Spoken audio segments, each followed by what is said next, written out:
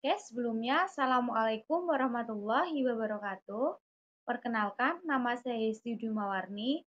Saya dari kelas 3A, NIM saya 2023015029.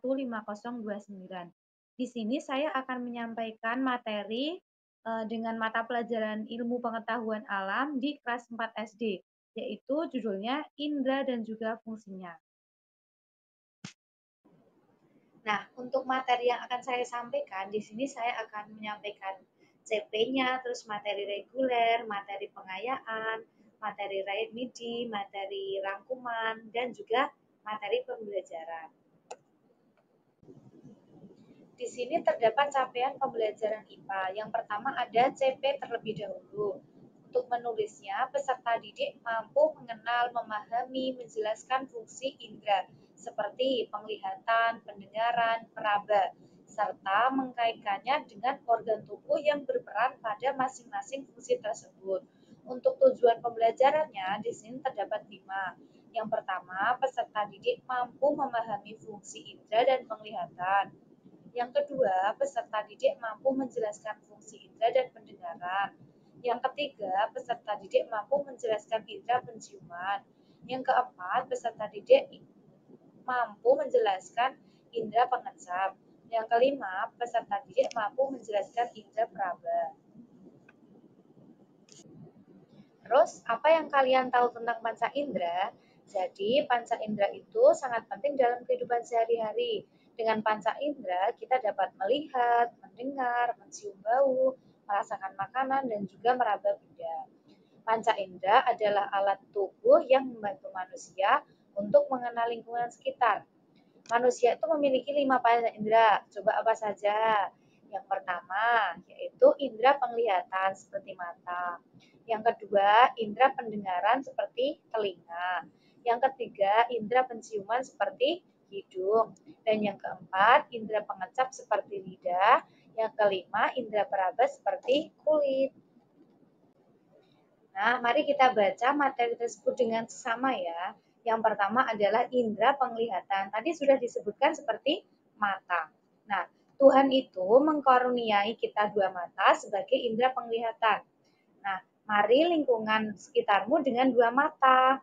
Kemudian lihat kembali sekitarmu dengan salah satu mata tertutup. Seperti ini ya. Nah, apakah kamu bisa melihat dengan jelas dengan satu mata? Tentunya kan tidak ya, hanya melihat dengan satu mata saja.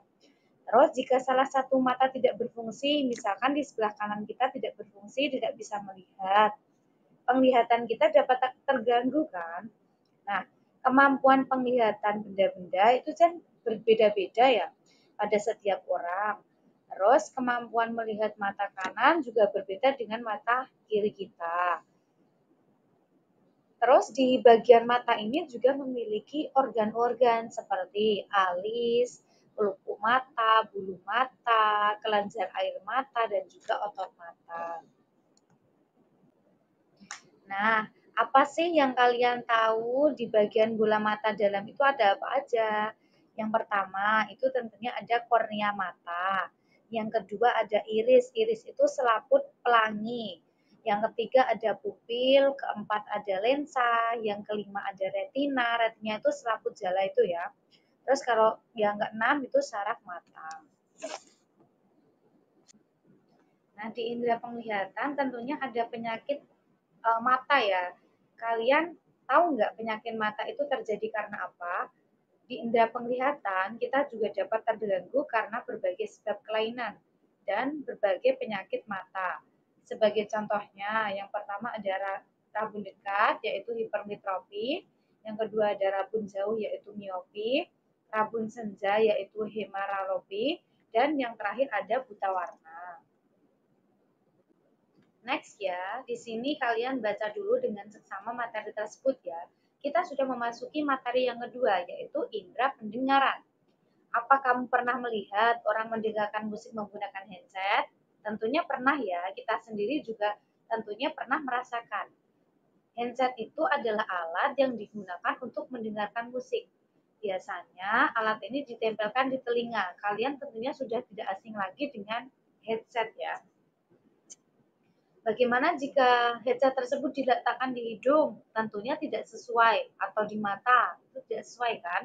Nah, apakah kita dapat tetap mendengarkan musik apabila diletakkan di mata atau di hidung? Tidak kan? Kita hanya dapat mendengar dengan telinga. Telinga merupakan indera pendengaran yang peka terhadap rangsang bumi. Frekuensi bumi yang dapat diterima telinga adalah 20 sampai 200 Hz. Hz itu Hz ya, itu adalah getaran per detiknya. Nah, kita baca lagi dengan seksama ya. Proses mendengar getaran suara akan ditangkap telinga bagian luar. Hal ini akan menggetarkan gendang telinga. Setelah itu, suara akan diteruskan ke tulang pendengaran. Sesampainya di tulang pendengaran, suara diteruskan ke jorong atau bundar akhirnya. Nah, suara akan masuk ke rumah siput atau koklea di bagian telinga. Terus selanjutnya akan menggetarkan ujung-ujung syaraf pendengaran di dalamnya. Hal ini menyebabkan kita dapat mendengar. Saat rasa sakit kepala, kita dapat kehilangan keseimbangan saat telinga nyeri. Kita juga dapat menyalaminya, bukan menyalaminya ya, kita dapat mengalaminya hal tersebut. Keseimbangan tubuh kita akan terganggu saat telinga kita sedang sakit. Mengapa demikian? Hal ini karena pada telinga juga terdapat alat keseimbangan. Alat tersebut memberikan tanggapan terhadap perubahan posisi tubuh. Pada indera pendengaran tentunya juga memiliki penyakit ya. Antara lain yang pertama ada tuli, itu tidak bisa mendengar. Selanjutnya ada infeksi telinga dan juga congek.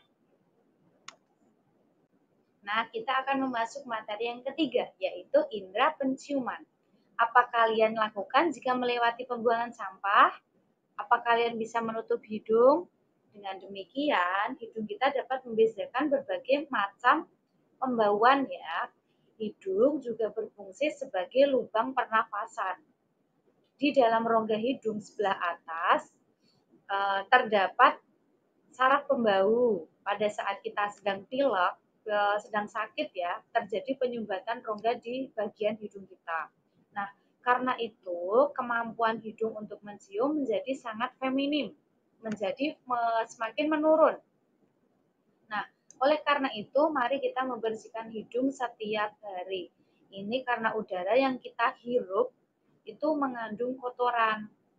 Nah, kotoran tersebut itu melekat pada rambut hidung sehingga menjadi kotor. Nah, setelah itu segeralah pergi ke dokter agar tidak terjadi penyakit pada penyumbatan hidung tersebut. Kita masuk materi yang keempat ya, yaitu indera pengecap. Yaitu apa? Lidah. Lidah itu membuat kita dapat merasakan berbagai makanan. Ada yang asam, manis, kecut, semua itu merupakan cara kerja dari indera pengecap. Nah, ada empat rasa ya di sini, yaitu tadi manis, asin, asam, dan juga pahit. Nah, lidah ini berfungsi sebagai indera pengecap, berada di dalam mulut. Permukaan lidah bintil-bintil, dan bintil-bintil tersebut itu merupakan kumpulan saraf pengecap. Jadi di bagian lidah kita itu terdapat saraf pengecap. Terus mari kita perhatikan dari permukaan lidah kita ya. Terdapat bagian yang peka terhadap rangsang. Apa sih bagian-bagiannya? Yang pertama ada ujung lidah, itu merasakan rasa manis. Tepi depan lidah itu di bagian sini ya. Itu merasakan rasa asin. Tepi bagian belakang itu merasakan rasa asam. Terus pangkal lidah itu merasakan rasa pahit. Nah, coba kalian lihat fungsi dari indera pengecap ya, dan bagaimana sih caranya agar berfungsi dengan baik, kita perlu menjaga kesehatan lidah. Caranya antara lain sebagai berikut. Menghindari makanan dan minuman yang terlalu panas dan terlalu dingin. Terus konsumsi minuman vitamin C secukupnya. Terus menyikat gigi menggunakan sikat gigi yang bersih dan lembut. Itu supaya kita bisa menjaga dengan baik indera pengecap tersebut. Yang terakhir adalah indera peraba. Nah, coba kalian baca tentang indera peraba tersebut ya. Kita baca dengan seksama. Nah, mari memperlihatkan tubuh kita. Semua bagian tubuh dilapisi dengan kulit. Fungsi utama kulit adalah sebagai indera peraba. Kita dapat membedakan dingin dan panas dengan kulit. Selain itu, kulit juga melindungi tubuh dari kuman penyakit. Kulit juga dapat mengatur suhu tubuh. Caranya dengan mengeluarkan keringat melalui kulit. Saat berolahraga, terjadi pembakaran energi di tubuhmu. Hal ini membuat suhu tubuhmu meningkat. Karena itu, tubuhmu mengeluarkan keringat untuk menurunkan suhu tubuh. Coba sebutkan bagian-bagian kulit yang tersusun. Itu terdapat apa aja? Yang pertama ada bagian kulit. Itu ada lapisan tanduk dan juga lapisan malbigi. Terus pada dermis itu bagian lapisan dalam kulit jangat. Itu tersusun atas jaringan lemak, jaringan kelenjar keringat, saluran keringat, kelenjar minyak, pembuluh darah, reseptor atau saraf penerima rangsang. Pada indera peraba, penyakit kulit dan cara memelihara kesehatan kulit merupakan bagian tubuh yang paling mudah terserang penyakit. Fungsi kulit dapat terganggu akibat kuman penyakit. Penyakit-penyakit pada kulit yaitu panu, kadas, kurap, dan jerawat. Apakah kalian pernah mengalaminya? Tahukah kamu penyakit itu disebabkan oleh apa? Panu disebabkan oleh jamur, kadas, kurap, dan jerawat disebabkan karena faktor kuman. Setelah kita mempelajari materi yang sudah saya paparkan, kelima indera dan juga fungsinya, kita bisa latihan soal setelah memahami materi yang sudah kita bahas tadi ya. Ini ada 5 soal, silakan bisa didiskusikan bersama teman-teman kalian. Nah, setelah kita mengerjakan 5 soal yang sudah di depan tadi, misalkan kalian latihan ternyata jawabannya belum tepat. Nah, di sini terdapat materi remedi lagi. Silakan dikerjakan soalnya apabila masih dibutuhkan. Kalian bisa berlatih terus-menerus supaya bisa memahami alat indera dan juga fungsinya. Nah, setelah kita memahami materi, latihan mengerjakan soal, tentunya di sini terdapat rangkuman dari alat indera dan juga fungsinya.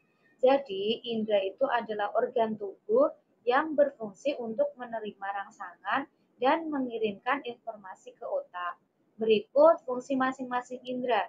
Yang pertama adalah mata, mendeteksi cahaya dan memungkinkan penglihatan. Telinga mendeteksi suara dan memungkinkan pendengaran. Hidung mendeteksi bau dan memungkinkan penciuman. Lidah mendeteksi rasa dan memungkinkan pengecapan. Kulit mendeteksi sentuhan suhu dan rasa sakit memungkinkan peraban. Semua indera ini membantu tubuh untuk merasakan dan berinteraksi dengan lingkungan sekitar. Sekian paparan materi yang sudah saya sampaikan. Apabila ada salah dan kurangnya, di sini saya mohon maaf. Akhir kalam, wassalamualaikum warahmatullahi wabarakatuh. Sampai jumpa. Audio Jungle.